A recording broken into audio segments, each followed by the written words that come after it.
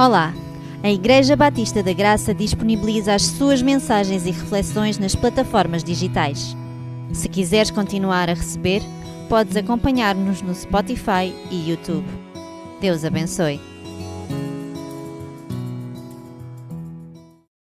Muitos de nós já passamos por momentos de grande intimidade com Deus. Momentos em que líamos a palavra e a oração era um tempo precioso que nós estávamos com o Senhor. Às vezes parece que com o tempo as coisas mudaram. Parece que o coração, por vezes, deixa de sentir o mesmo que sentíamos antes. Podemos até continuar na igreja, podemos até continuar a ouvir a pregação, podemos até continuar a cantar. Só que parece que, por vezes, as coisas já não mexem como antigamente mexiam connosco. Parece que perdemos a paixão por Jesus. Às vezes até sentimos saudades de quem nós éramos no passado. Às vezes ouvimos histórias de vidas impressionantes, de intimidade com Deus e pensamos, eu já estive lá perto, quem me dera ser como aquela pessoa. O desvio do coração raramente acontece de um momento para o outro. É algo que vai acontecendo pouco a pouco. E surge às vezes uma pergunta no nosso coração. Ainda há esperança? Ainda há esperança para a minha vida? Ainda há esperança para a minha família? Juízes capítulo 8 mostra exatamente isso. Um homem que viu Deus a fazer milagres.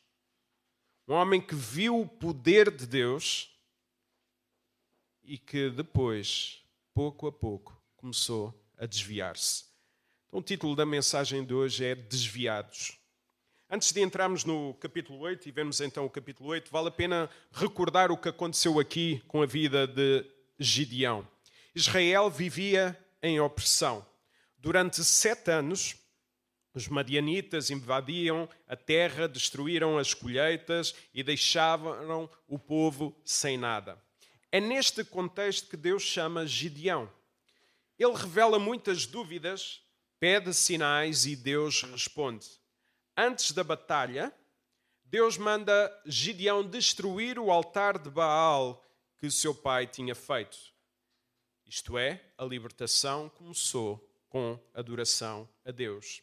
Depois Gideão reúne um grande exército e Deus disse, não, vais reduzir esse exército até ficarem 300 homens para que ninguém ficasse com a dúvida de que a vitória vinha da parte do Senhor, porque não é possível um exército de 300 homens ganhar a um exército numeroso.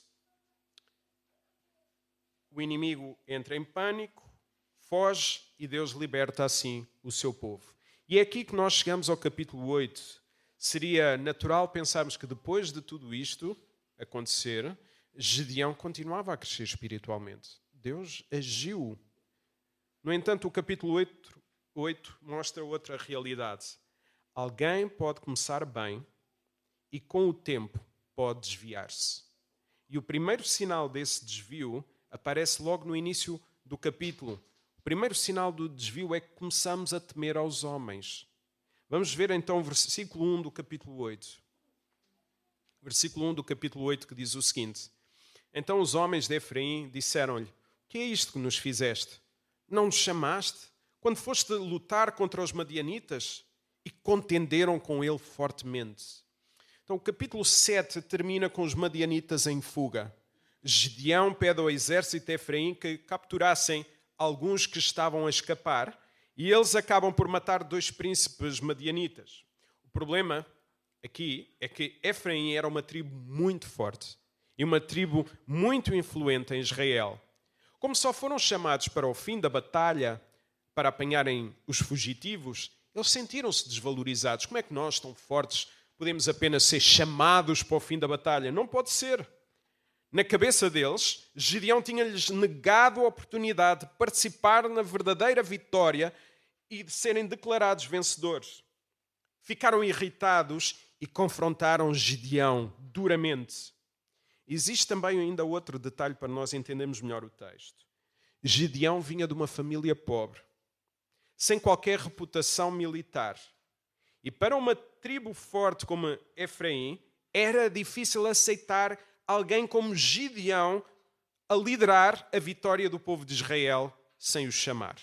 É nesta tensão onde nós nos encontramos. Vamos ver como Gideão respondeu. Versículo 2 e 3. Porém disse-lhes: que mais fiz eu agora do que vós? Não são porventura os rabiscos de Efraim melhores do que a vindima de Abiezer? Deus deu-vos na mão os príncipes dos madianitas, Oreb e Zeb. Que mais pude eu fazer do que vós? Então a sua ira abrandou para com ele quando falou estas palavras. Gideão sabia que precisava de acalmar aquela tribo. Efraim era, como vimos, uma tribo muito forte, muito influente. E um conflito com aquela tribo podia resultar numa divisão séria em Israel. Gideão usa uma resposta diplomática. Provérbios 15:1 mostra-nos isso. A resposta branda desvia o furor, mas a palavra dura suscita ira. A resposta de Gideão acalma assim o conflito e levanta-nos uma pergunta. Será que ele agiu com sabedoria? Ou já estava preocupado em evitar o conflito com os homens? Lembrem-se, quando o medo aos homens ocupa o lugar que pertence a Deus, quando o medo aos homens ocupa o lugar do temor a Deus, nós deixamos de honrar o Senhor. E é isso que nós começamos a ver no coração de Gideão. Ele começou a ajustar as suas palavras, a modificar o seu falar para agradar às pessoas. Muitas vezes o mesmo também se passa connosco. Começamos a medir o que dizemos para evitar problemas, para ficarmos bem na sociedade. Preferimos agradar antes às pessoas do que agradar a Deus. E passamos assim a proteger mais a nossa imagem em vez de glorificar o nome do Senhor. Às tantas de andarmos sempre nestes jogos de cintura, faz e não faz, quero agradar os outros, quero agradar o meu coração, nós já nem sabemos bem o que nós acreditamos. Nós já nem sabemos bem quem somos, porque vivemos apenas para agradar os outros. Será que isto já alguma vez se passou contigo? Comigo? Quantas vezes sabemos aquilo que é certo e mesmo assim nós ficamos calados para não termos problemas? Quantas vezes damos mais valor à nossa imagem pessoal do que refletirmos a imagem de Jesus na nossa vida? Por exemplo, no trabalho, quando sabemos que devíamos dizer algo e ficamos calados. Quando tomamos decisões que não refletem quem Deus é para conseguirmos progredir. Quando preferimos ganhar mais, mesmo que isso signifique perder espiritualmente. Às vezes também na família. Quando preferimos o nosso conforto pessoal em vez de defendermos aquilo que é certo. Será que a Bíblia ainda é a única regra de fé e de prática para as nossas famílias? Até na igreja, quando nós preferimos agradar às pessoas para elas não se irem embora, em vez de continuarmos a ser fiéis ao Senhor. Agora, o que estamos a proteger nestes momentos? A glória de Deus ou a nossa própria glória? O coração vive sempre para alguém, ou vive para Deus, ou vive para agradar os outros, ou vive para si próprio. E digo-vos uma coisa, os outros sempre nos vão desagradar, porque eles não são perfeitos, como nós não somos. Mas se nós olharmos para Deus e tivermos o foco em Deus, nós sabemos que aqueles que nos estão mais próximos podem nos desanimar, desencorajar, mas que o Senhor nunca faz isso. Ele está lá sempre. O temor dos homens é poderoso, porque mexe com algo profundo em nós. O desejo de sermos aceites, de sermos aprovados e de termos paz. E só Deus é que nos pode dar isso. Reparem na mudança em Gideão. No capítulo anterior, ele confiava em Deus para enfrentar um exército enorme com apenas 300 homens. Agora, Gideão lida com o conflito de uma forma diferente. À medida que o coração se afasta de Deus, o desvio vai se tornando visível. Nos versículos a seguir, nós vemos ainda mais uma mudança. O homem que evitou o conflito, preocupado, começa agora a agir de uma forma ainda mais diferente. O foco já não é Deus. Então, em primeiro lugar, primeiro começamos a temer os homens. Em segundo lugar, nós vamos ver que um dos sinais de nós nos desviarmos é procurarmos a nossa própria glória. Vamos ver o versículo 4 e 5. E como Gideão veio ao Jordão, passou com os 300 homens que com ele estavam já cansados, mas ainda a perseguir. E disse aos homens de Sucote: Dai, peço-vos, alguns pedaços de pão ao povo que segue as minhas pisadas, porque estão cansados e eu vou ao encalço de Zeba e Salmuna, rei dos Madianitas. Então os homens de Gideão estavam exaustos, mas continuavam a perseguir o inimigo. Por isso Gideão pede ajuda aos homens de Sucote e pede algo simples: pão para os seus homens. Versículo 6 e versículo 7 nós vemos a resposta. Os homens de Sucote recusam ajudar. Não acreditavam que Gideão fosse vencer. Eles não queriam ficar no lado errado da história. E aqui vemos uma mudança em Gideão. No início do capítulo, Gideão responde com calma. Agora responde com ameaça. Diz que quando regressar vitorioso, irá castigá-los. Versículos 10 até ao versículo 13, vemos que Gideão alcança o objetivo da batalha ao derrotar aqueles que tinham fugido. Mas ainda faltavam cumprir as ameaças que ele tinha feito àqueles povo de Sucote. E é isso que nós vemos do versículo 14 ao versículo 21. A glória começa a subir à cabeça de Gideão por causa das vitórias que estava a alcançar. A atitude de prostração diante de Deus desaparece, porque Gideão perde a noção de quem Deus é, e ao perder a noção de quem Deus é, perde a noção de quem Ele é. E esta é uma pergunta que nós devemos fazer. O que é que mudou aqui no coração de Gideão? Por que é que ele agora começa a ter estas atitudes? Antes cuidadoso, agora movido pelo orgulho e pela vingança. Reparem, Deus deixou de aparecer nas palavras de Gideão. Ele não fala da justiça de Deus, ele não aponta para a autoridade de Deus. Agora, para Gideão, tudo gira à sua volta. Tudo é sobre a sua honra. Sejamos sinceros, ninguém gosta de ser difamado ou maltratado. Todos nós já sentimos isso na pele. Dói quando alguém fala mal de nós. Dói quando alguém nos trata injustamente. Às vezes basta uma frase, uma crítica ou um gesto para ferirem a nossa honra. Quando somos ignorados, criticados, ou alguém fere a nossa reputação, o nosso coração começa a desviar-se, começa a reagir, defendemos, justificamos. E aparece aquele pensamento perigoso: isto não pode ficar assim. Eu vou resolver isto. Isto não pode ficar assim. O Rui feriu a minha reputação. O Rui magoou-me. Isto não pode ficar assim. Eu vou resolver. Cuidado, é aqui, nestes sentimentos, que o orgulho começa a nascer dentro de nós. Quando nós começamos a querer fazer justiça pelas nossas próprias mãos, nós estamos-nos a colocar num lugar que pertence ao Senhor. Quando deixamos de cumprimentar, quando deixamos de sorrir a alguém por causa de alguma coisa que essa pessoa nos fez, estamos também, de certa forma, a fazer uma justiça própria. O orgulho ferido quer ocupar o trono que só pertence a Deus. E, no fundo, quando nós queremos agir por conta própria, é como se nós estivéssemos a dizer: Deus, deixa que eu trate isto. Eu faço melhor justiça do que tu. Talvez tu não saibas lidar com o Rui da maneira que deva ser. Eu sou o Deus da minha vida. Então, a partir daqui, o coração começa a mudar. Guardamos aquilo que as pessoas nos fizeram. Criamos uma espécie de livro de memórias das ofensas. Há pessoas que têm quase uma espécie de livro de memórias. Não, eu lembro-me. O Daniel, no dia 5 de janeiro de 2014, ele passou e fez e disse e aconteceu. E guardamos esse livro de memórias, um registro do pecado dos outros.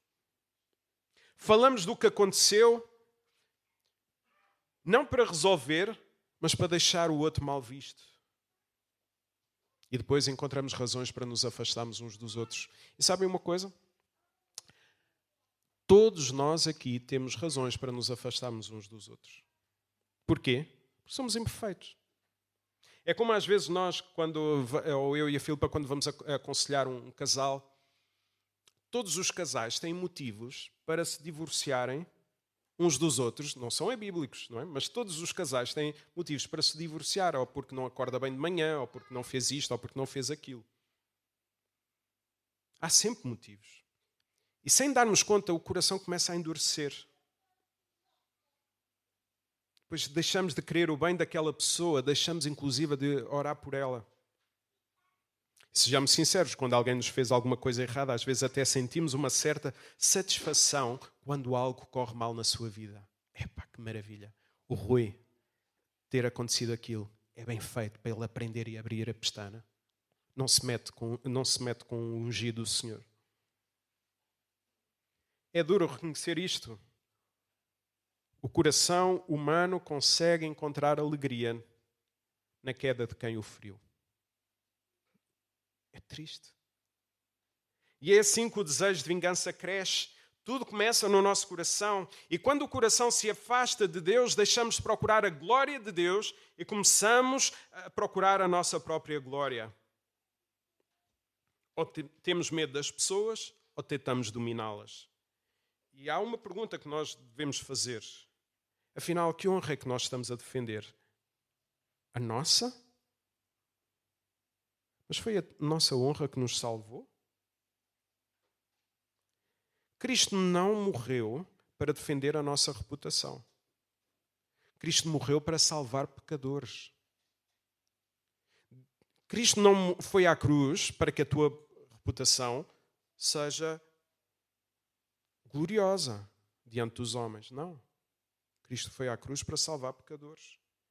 E quando entregamos o nosso eu a Deus, precisamos então viver esta realidade. Minha é a vingança, diz o Senhor Deus. Romanos 12, 9. Por isso pensa, tens-te preocupado mais com a tua glória ou com a glória de Deus? Quando nós nos preocupamos mais com a nossa glória, sabem, o próximo passo é procurarmos o nosso próprio reconhecimento. Porque o coração começa a exigir mais, já não chega a glória. Nós queremos que as pessoas nos sirvam. É isso que nós vamos ver em terceiro lugar, o desejo de ser servido. Versículo 22.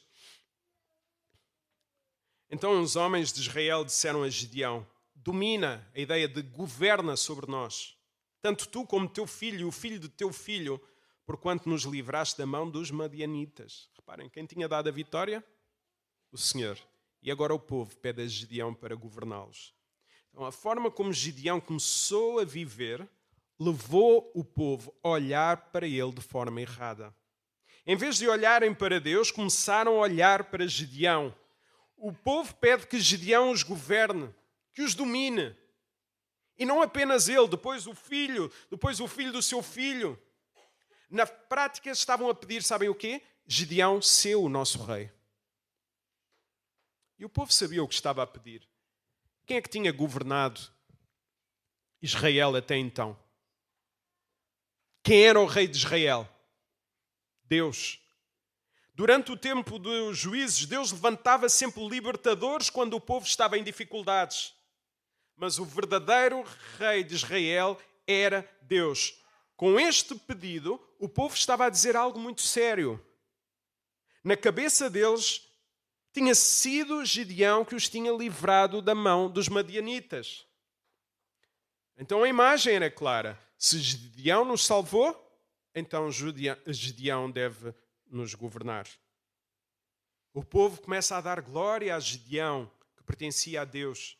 Já não queriam que fosse Deus o rei, queriam que Gideão fosse o rei. E quando a glória deixa de ser dada a Deus, alguém vai sempre acabar por recebê-la. E tudo indica, olhando para o texto bíblico, que Gideão começou a sentir-se confortável com esta posição de ser adorado. O coração humano aprende depressa a gostar de honra. É fácil gostar disso, que as pessoas nos idolatrem. O mesmo se vê nos dias de hoje, quando um líder começa a dar destaque ao que fez, rouba a glória a Deus. E depois as pessoas começam a idolatrá-lo. Não percebem que os resultados são de Deus e para Deus. Eu lembro-me, há uns anos, Ainda não era pastor, às vezes pensava-se no aniversário da igreja, quem é que nós vamos convidar? Olha, o pastor X, não é o X, pronto, é o pastor X, quando ele prega, há muitas conversões. E o pastor Y, normalmente não há. Então convidamos o X porque há muitas conversões. A glória dada ao homem. De facto, havia muitos braços no ar, mas depois na semana a seguir já não se via ninguém. Olha para a tua vida. Quem é que não gosta aqui de ser reconhecido? Quem é que não gosta de ouvir fizeste um grande trabalho? Sem ti, isto não acontecia. O problema é que o reconhecimento alimenta o nosso ego. E um ego alimentado quer sempre mais. E se não tivermos cuidado, começamos a gostar demasiado disso. E começamos a pensar, afinal, eu sou bom. Afinal, eu sou bom. E quem vive para ser reconhecido acaba por desejar ser servido pelos outros. Já não pensamos no que podemos dar. Eu já não estou preocupado, se for assim, naquilo que eu posso dar à igreja, mas estou preocupado naquilo que a igreja me pode dar, porque afinal eu sou ungido do Senhor. Passamos de servir para querer ser servidos. Então por isso olha para a tua família. Esperas ser servido pela tua família? Pelo teu cônjuge? Pelos teus filhos? Ou tens procurado cuidar melhor das suas vidas? E o melhor é sempre Jesus. Ou olhares para a tua igreja, estás mais preocupado com o que recebes? Ou estás mais preocupado com quem serves na igreja? O verdadeiro padrão de serviço encontra-se em Jesus. Jesus, sendo Deus, não veio para ser servido, mas para servir. Jesus, sendo Deus, não veio para ser servido, mas veio para servir. Qual tem sido o teu desejo? Dar de ti? Ou esperar que alguém dê de si? Quem desejar dar de si, começa a procurar onde pode servir. Onde é que eu posso servir? Procura por quem orar.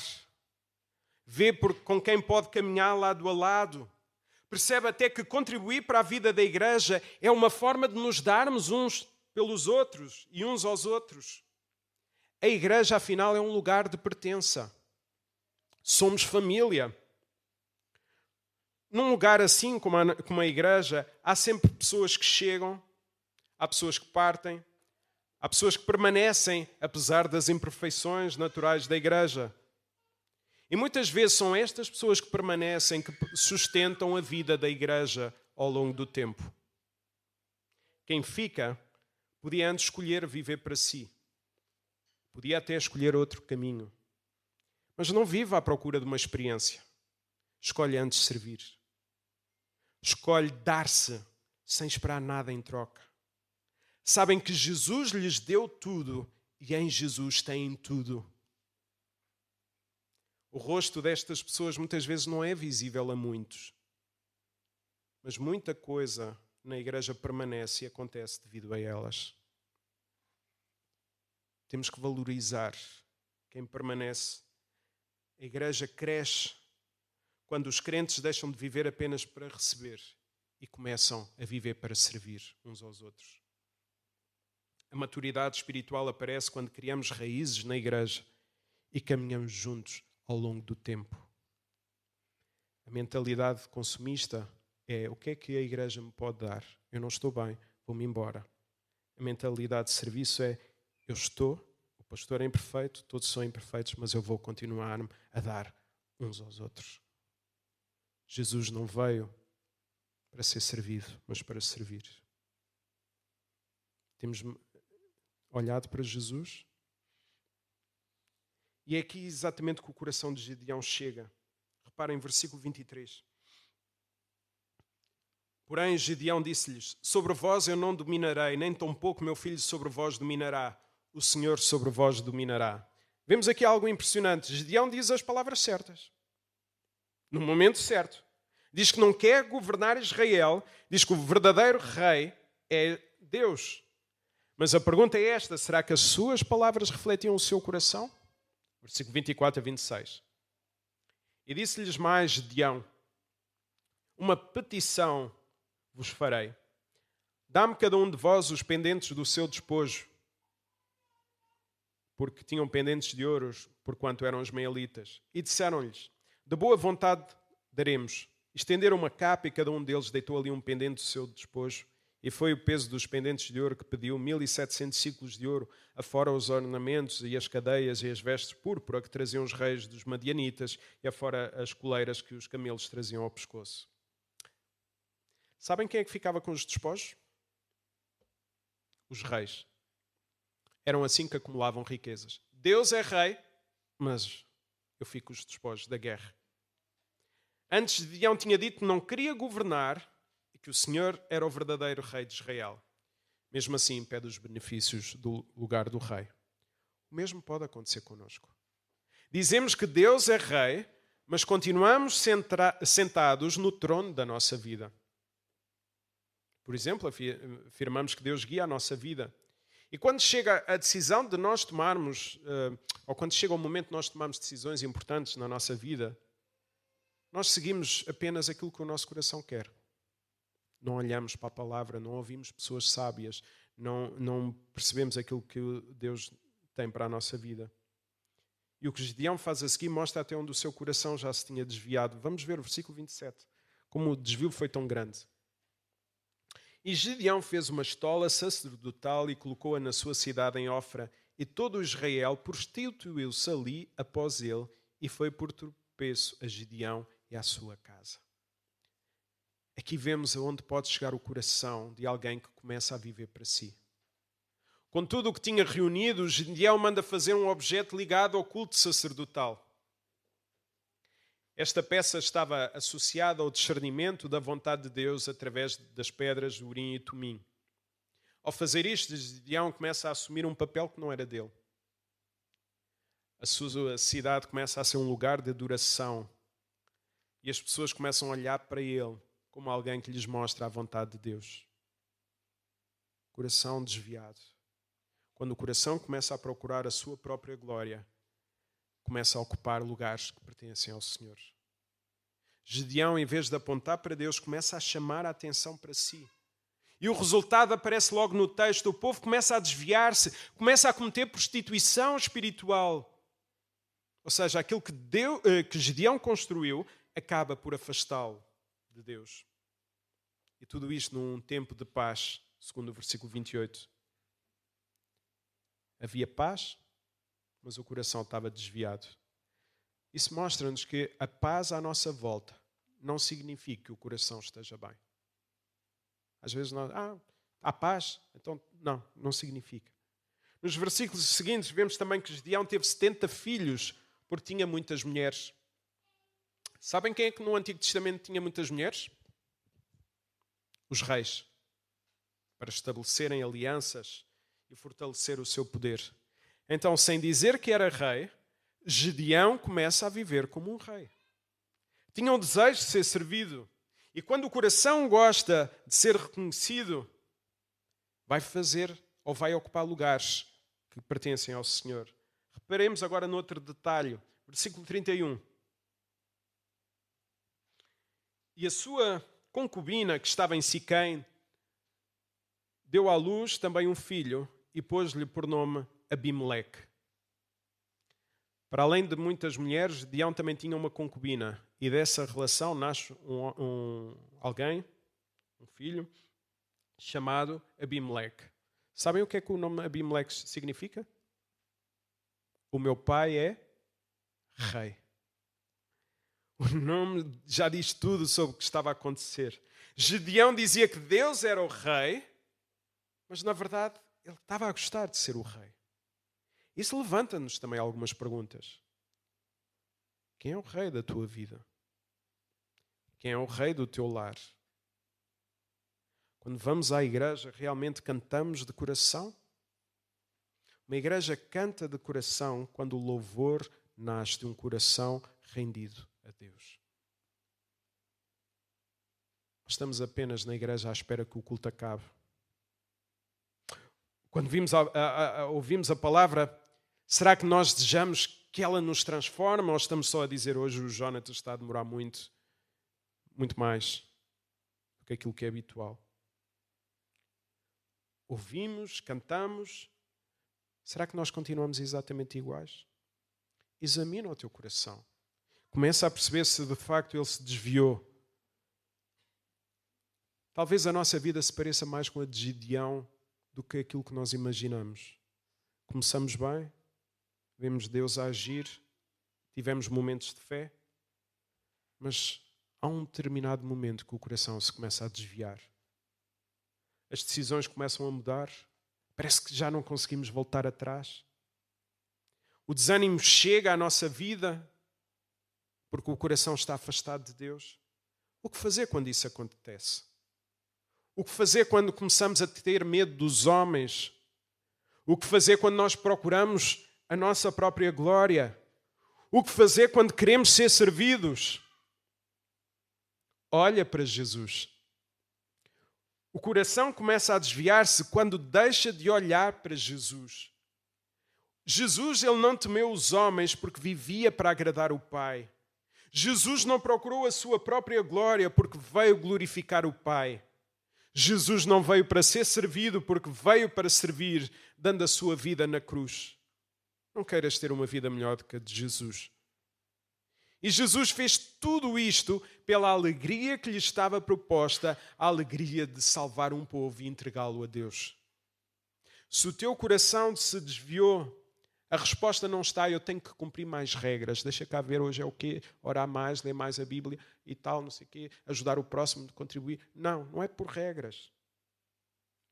O caminho começa quando começamos a voltar o nosso olhar para Jesus e para aquilo que Ele fez.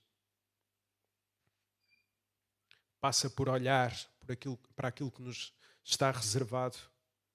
Passa por fixar os olhos na alegria que Deus nos preparou.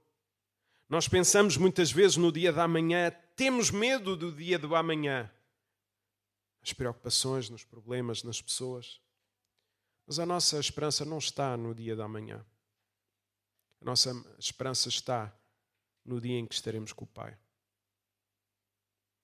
Talvez possas ter desviado, porque os teus olhos deixaram de olhar para Jesus, começaram a olhar mais para as pessoas, a olhar mais para ti próprio. Mas a tua história não precisa terminar assim. Há esperança. Olha para Jesus. Arrepende-te. Rende-te a Ele. E quando os nossos olhos voltam para Cristo, o coração encontra novamente o caminho. E deixa de haver saudades. E passamos a ser quem Deus quer que nós sejamos. Desviados? Pode ser. Mas há solução. Jesus. Ele é sempre a solução. Deus nos abençoe.